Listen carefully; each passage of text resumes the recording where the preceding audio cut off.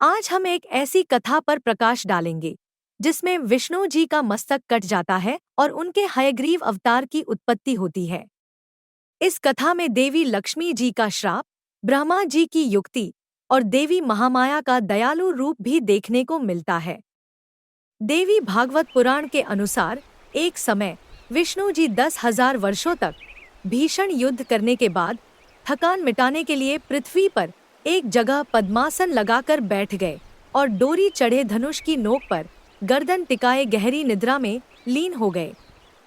कुछ समय बीतने पर ब्रह्मा जी, शिव जी और इंद्र देव सहित सभी देवता यज्ञ करने के लिए तत्पर हुए और विष्णु जी का आह्वान करने वैकुंठ पहुंचे, परंतु विष्णु जी वहां नहीं थे। अपनी दिव्य दृष्टि से विष्णु जी को ढूंढकर उनके पास पहुंचे। वहां विष्णु जी को निद्रा में लीन देख सब चिंतित हो गए। देवताओं के लिए यज्ञ करना आवश्यक था, लेकिन यज्ञों के स्वामी विष्णु जी के निद्रा में होने के कारण यज्ञ शुरू नहीं हो सकता था। यह देख इंद्रदेव ने सब देवताओं से पूछा, हम इनकी निद्रा कैसे भंग करें?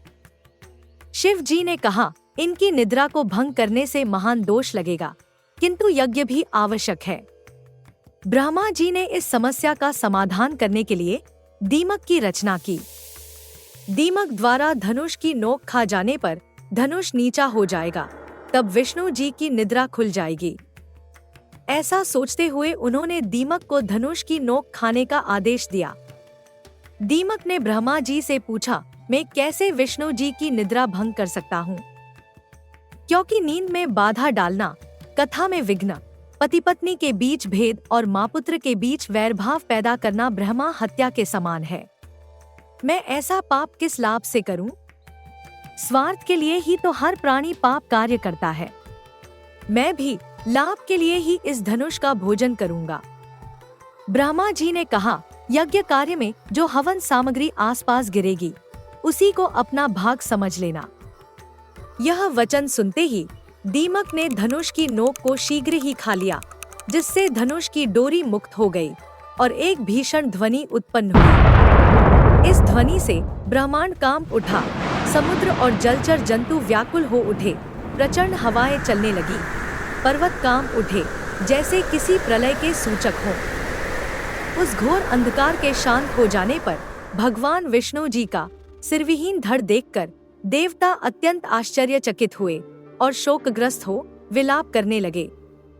यह दृश्य देख सभी देवगण भयभीत हो उठे और यह सोचकर अपने आप को दोष देने लगे कि उनकी युक्ति के कारण ही धनुष की डोरी मुक्त हो गई, जिससे विष्णु जी का सिर कट गया।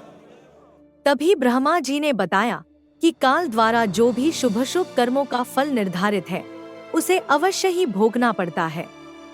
जिस प्रकार पूर्व काल में शिव जी ने मेरा मस्तक काट दिया था, उसी प्रकार श्राप के कारण शिव जी का लिंग कटकर गिर गया था और उसी प्रकार आज विष्णु जी का सिर कटकर लवण सागर में जा गिरा है। जब भगवानों को भी दुख का भोग करना पड़ा तो फिर दुख भोगने से भला कौन वंचित रह सकता है? इसलिए शोक का परित्याग कर दें और उन महामाया जगत जननी देवी की स्तुति कीजिए। अब तो वही हमें सही दिशा दिखा सकती हैं।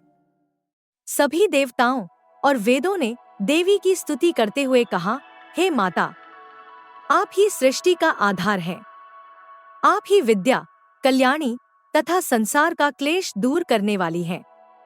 आप ही ब्रह्मा, विष्णु और शिव द्वारा जगत का सृजन, पालन एवं संहार कार्य पूर्ण कराती हैं। आपकी हम स्तुति करते हैं। हे अम्बे माँ, हम इस घटना का कारण नहीं समझ पा रहे हैं, आप हमारी सहायता करें।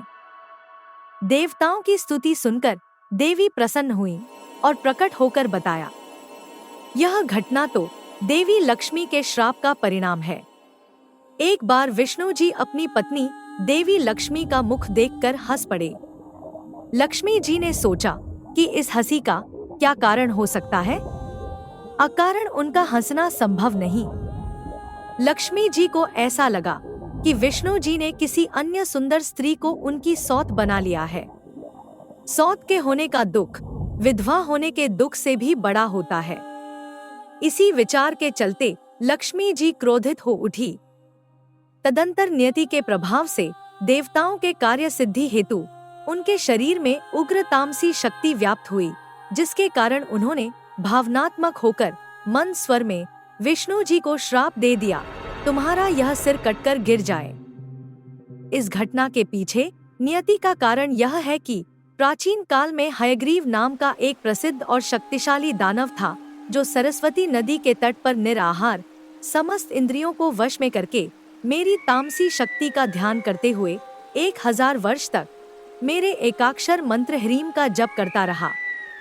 उसने मेरा जिस रूप में ध्यान किया, उसी तामस रूप में मैंने दर्शन देते हुए उसे वरदान मांगने को कहा।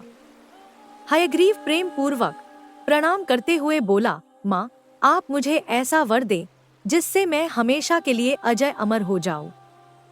मैंने उसे बताया, जन्म लेने वाले की मृत्यु निश्चित है और मरने वाले का जन्म भी निश्चित है। लोक में स्थापित इस प्रकार की मर्यादा का उल्लंघन कैसे संभव है? हयग्रीव बोला कि फिर मुझे यह वर दे कि मेरी मृत्यु केवल एक हयग्रीव द्वारा ही हो सके, जिसका सिर घोड़े का और शरीर मनुष्य का हो। उस दैत्य को यह वरदान देकर मैं अदृश्य हो गई और वह प्रसन्न होकर अपने घर लौट गया। वह दुष्ट आत्मा इस समय मुनि जनों तथा वेदों को हर प्रकार से पीड़ित कर रहा है और तीनों लोक में ऐसा कोई नहीं जो उसका संहार कर सके। इसलिए विश्वकर्मा जी, आप इस घोड़े का सुंदर सिर अलग कर उसे विष्णु जी के धड़ पर जोड़ दे, जिससे नियति का कार्य पूर्ण हो सके।